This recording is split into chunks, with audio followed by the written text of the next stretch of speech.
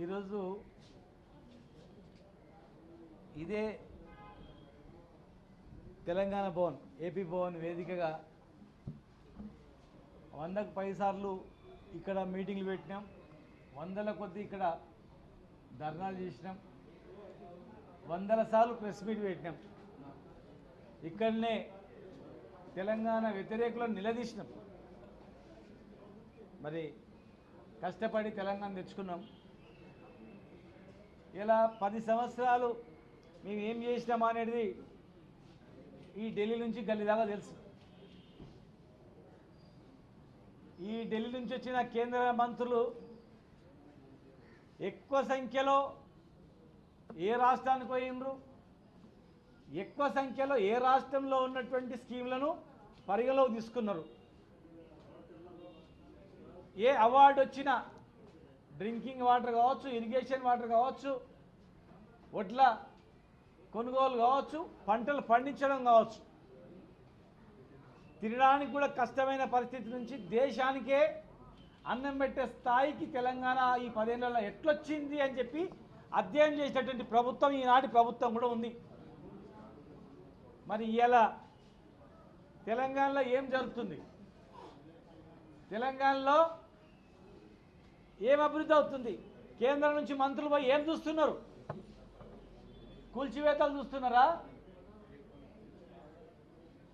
లేకపోతే ప్రభుత్వం వేధిస్తున్న కేసులు చూస్తున్నారా, ఏమిటి అధ్యయనానికి పోతుంది, ఎవరైనా పోతుండ్రా? ప్రభుత్వం అనేది పరిపాలన మీద దృష్టి పెట్టాలి, అభివృద్ధి మీద దృష్టి పెట్టాలి. అన్ని రాష్ట్రాలు వేరు, తెలంగాణ రాష్ట్రం వేరు, తెలంగాణ గోస వేరు. 70 ఏళ్ళు కన్నా కష్టాలు పడేటువంటి ఈ తెలంగాణ ఇప్పుడిప్పుడే బాగా అవుతుంటే ఏదో చేస్తామని ఉద్ధరిస్తామంటే అధికారంలో పెట్టింది. మరి అధికారంలో పెడితే ఏం చేస్తున్నారు? కేసులు తప్ప ఏం లేదు. తెలంగాణలో జరిగేది కేసులు, కూల్చివేతలు, అణచివేతలు, కూలగొట్టుడు, విధ్వంసం చేసుడు తప్ప వాళ్ళు చూపించుకోవడానికి ఏం లేదు. ఏదైనా ఫోటో ఎగ్జిబిషన్ పెడితే మహబూబ్నగర్లో బ్లైండ్ ఖాళీ కూలగొట్టడమో, ఎస్సీ ఎస్టీ ఖాళీలు మహబూబ్నగర్లో కూలగొట్టడమో, మూసిపోయి మొత్తం వాళ్ళని కూలగొట్టడమో, రైతులను దెబ్బలు కొట్టడమో, కేసులు పెట్టడమో, ఇవి తప్ప ఏం లేదు. భూములు గుంజుకోవడమో, ఇవి తప్ప ఏం లేదు. మేము అధికారంలో ఉన్నప్పుడు ఇదే బట్టి విక్రమ గారు హౌసింగ్ చూస్తామంటే మేము ఎంబడి తీసుకుపోయి మేము కట్టిన ఇండ్లు ఎట్లున్నాయని చూపించడం జరిగింది. ఇదే డిప్యూటీ సీఎం బట్టి విక్రమార్క గారు దళిత బంధు గురించి మాట్లాడితే మా ముఖ్యమంత్రి కేసీఆర్ గారు పిలుచుకొని దళిత బంధు మీటింగ్లో కూర్చోబెట్టి దళితులకు 10 లక్షలు ఎందుకు ఇస్తున్నా అని చెప్పి వివరించడం జరిగింది. ఈ దళితుల తర్వాత రేపు లబాడీలకు ఇస్తాం, ఎస్టీలకు ఇస్తాం, తర్వాత బీసీలకు ఇస్తాం, పేద ఓసీలకు కూడా ఇస్తాం అని చెప్పి చెప్పడం జరిగింది. 100% సబ్సిడీ అందరికి ఇస్తామని చెప్పడం జరిగింది. మేము కేసులు పెట్టాలంటే వందల కేసులు ఉండే. ఇందిరమ్మ ఇండ్లలో ప్రతి నియోజకవర్గంలో ఇండ్లు కట్టలేదు, పైసలు ఎత్తుకున్నారని చెప్పి సిఐడి నివేదిక ఇచ్చింది. కావాలంటే మీ దగ్గరనే ఉంది ఇప్పుడు సిఐడి నివేదిక, చూడండి. సిఐడి నివేదిక మీ ప్రభుత్వంలో ఈరోజు తెప్పించుకొని చూస్తే వందల వేల కేసులు పెట్టచ్చు, వేల కేసులు బుక్ చేయొచ్చు హౌసింగ్ స్కీమ్లో. మరి మేము అట్లా చేయలే, పరిపాలన మీద దృష్టి పెట్టినాం. ఆంధ్రప్రదేశ్ గవర్నమెంట్లో జరిగింది ఏదో జరిగిపోయింది కాక కొత్తగా ఏర్పడిన రాష్ట్రం కొత్త పేజ్ స్టార్ట్ చేద్దాం, కొత్తగా పరిపాలన అందిద్దామని చెప్పి పరిపాలన మీద మేము దృష్టి పెట్టి పరిపాలించడం తప్ప కేసులు పెట్టాలంటే ఒక్కరు కూడా మిగలకుండ్రి. ఇళ్ళ గురించి అడ్డుకుంటే కేసులు పెడుతున్నారు, మాట్లాడితే కేసులు పెడుతున్నారు, గురుకులంలో హాస్టల్ వైపు చూద్దామంటే కేసులు పెడుతున్నారు. మహబూబ్నగర్లో బ్లైండ్ అందులో ఖాళీ కూలగొట్టిరు, అందులో ఎస్టీలు ఉంటారు ప్యూర్గా మొత్తం. ఎందుకు కూలగొట్టిరు అని చెప్తే శ్రీకాంత్ గౌడ్ని జైల్లో పెట్టిరు. లగచర్లలో మాట్లాడితే కేసీఆర్ కుట్ర ఉందని కేసీఆర్ని అరెస్ట్ చేయడానికి గవర్నర్కి పంపించారు. హరీష్ రావు గారు మాట్లాడితే హరీష్ రావు గారి మీద కేసులు సోషల్ మీడియాలో పెడితే సోషల్ మీడియా మీద కేసులు ఎట్లా పెడతారా అని చెప్పి ఒక విలేకరి మీద కేసు పెడితే మేము పోయి పెడితే మా మీద కూడా కేసు. ఎవరిని వదులుతున్నారు మీరు? అంటే గొంతు నొక్కేస్తాం, ఎవరి గొంతు తెరవద్దు, కొత్త కొత్త కేసులు పెడతా ఉన్నారు అణచివేయడానికి. ఎప్పటి చూడండి కేసులు, సంబంధం లేని సెక్షన్లు. కేసుకు సెక్షన్కు ఏం సంబంధం ఉండదు. కేసు పెట్టగానే వారం రోజులలో ఆల్టర్ అయిపోతుంది కేసు. లేదు 7 సంవత్సరాల పైగా శిక్షణ ఏ శిక్షణలో చెప్పండి, ఇది వస్తుంది పెట్టండి అని చెప్పి దాని మీదనే ఉన్నారు. ఇలా 4 సంవత్సరాల తర్వాత మరి ఏమవుతుంది? ఇవే సెక్షన్లు మళ్ళీ పునరావృతం కావా? ఇవే కేసులు మళ్ళీ కావా? మీరు నేర్పిన విద్యనే మళ్ళీ ఆ రోజు కొనసాగితే ఎట్లుంటుంది పరిస్థితి ఆలోచన చేసుకోండి.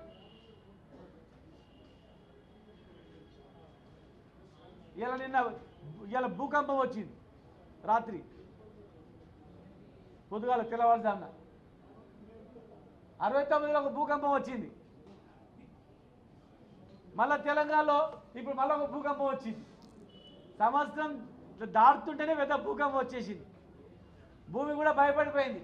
ఈ భూమి మొత్తం కూడా కేసులు, కూల్చివేతలు, బుల్డోజర్లు, జేసీబీలు, అర్ధనాదాలు, ఏడుపులు, బాధలు, కష్టాలు మళ్ళీ వచ్చినాయని చెప్పి భూకంపం వచ్చేసింది. ఒక డిసిజన్ తీసుకోవాలన్నా స్వతంత్రంగా తీసుకోలేటువంటి పరిస్థితి. తెలంగాణ అస్తిత్వం గురించే కొట్లాడి మన పాలన మనం చేసుకోవాలి, మన రాజ్యాన్ని మనం ఏలాలి, మన భూములను మనం దున్నుకోవాలి, మన నీళ్లు మనం వాడుకోవాలి, మన ఉద్యోగాలు మనం చేసుకోవాలి, మన కష్టం మనం పడాలని చెప్పి కష్టపడి తెచ్చుకున్న తెలంగాణ 10 సంవత్సరాలు మనం అభివృద్ధి చేసుకుంటే 10 నెలల్లో చింతన మందరం చేసి పడేసింది. చింతన మందరం చేసి పడేసి కేసులు తప్ప ఏం లేదు అక్కడ. కేసులు ఎట్లా పెట్టాలని అధ్యయనం చేస్తూ ఉన్నారు. నిన్న all India social justice conference అయింది మహారాష్ట్ర సదన్లో. అక్కడ వచ్చిన వాళ్ళందరూ అంటున్నారు అద్భుతమైనటువంటి తెలంగాణ బడుగు బలహీన వర్గాల వాళ్ళు ఎంతో అభివృద్ధి చెందినరు, మరి ఇప్పుడు ఏమవుతుంది అని చెప్పింది. అసలు ఇంత మంచి అభివృద్ధిని ఎట్లా పోగొట్టుకున్నారు అని చెప్పి మాట్లాడడం జరిగింది. లేదు మాకన్నా ఇంకా బ్రహ్మాండంగా చేస్తామన్నందుకు వాళ్ళు మరి ప్రజలు కూడా నమ్మిండ్రు. ఇవాళ మరి ఏం లేదు, బడుగు బలహీన వర్గాల వాళ్ళకి ఏం లేదు, అట్టడుగు వర్గాలకు ఏం లేదు. ఇవాళ లోకల్ బాడీ రిజర్వేషన్ ఇస్తామన్నారు. లోకల్ బాడీలో ఓబీసీ రిజర్వేషన్ 42% ఇస్తామని ప్రకటించారు. మరి అది సర్వే పేరు మీద చేస్తూ ఉన్నారు. బీసీ జనగణన వదిలిపెట్టి 74-70 కాలంలో సంబంధం లేనట్లున్నాయి. భయపడి తాళాలు వేసుకొని పోతున్నారు.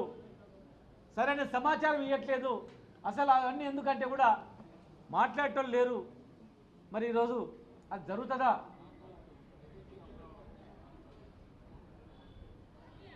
లేకపోతే జరగకుండా ఏదైనా సాకు చెప్పి మళ్ళీ ఎలక్షన్లకు పోతారా చూడాలి.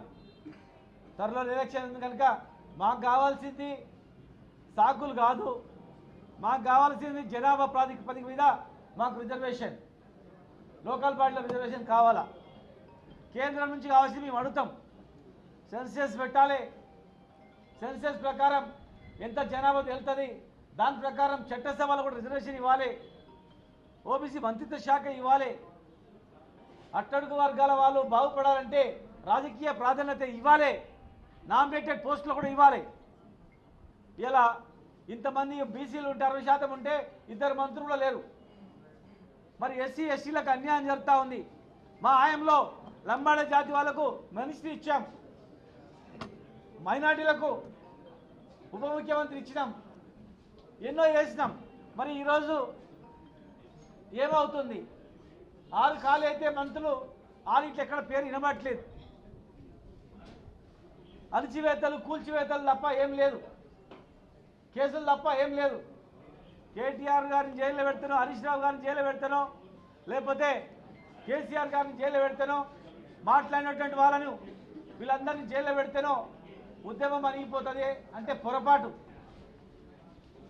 మీరు చేసిన తప్పులకు ఇంకా ప్రభుత్వాన్ని ప్రజలు అసహించుకుంటూ ఇలా కోపం మీద ఉన్నారు. మేము చెప్పింది వాస్తవమా కాదనేది మీ సంబరాలు గ్రామాలకు చూడండి, గ్రామాలకు చేయండి, తాండాలకు చేయండి. గన్మెన్ లేకుండా తాండాలో పోయి సంబరాలు చేయండి, మా పేద బస్సులో పోయి సంబరాలు చేయండి, మా రైతుల దగ్గర పోయి సంబరాలు చేయండి, కళ్ళాల కాడ పోయి చేన్ల కాడ పోయి వాళ్ళతో పాటు తిరగండి, చేన్లు తిరగండి, బస్తీలు తిరగండి, అక్కడ పోయి సంబరాలు చేయండి. మీరు గన్మెన్ లేకుండా మంత్రులు ఎమ్మెల్యేలు తెలంగాణలో తిరిగి సంబరాలు చేసుకున్న రోజు మేము మీకు దండం పెట్టి మీరే పరిపాలించుకోండి, మేము పక్కన తప్పుకుంటాం. ఖచ్చితంగా మేము పక్క తప్పుకుంటాం.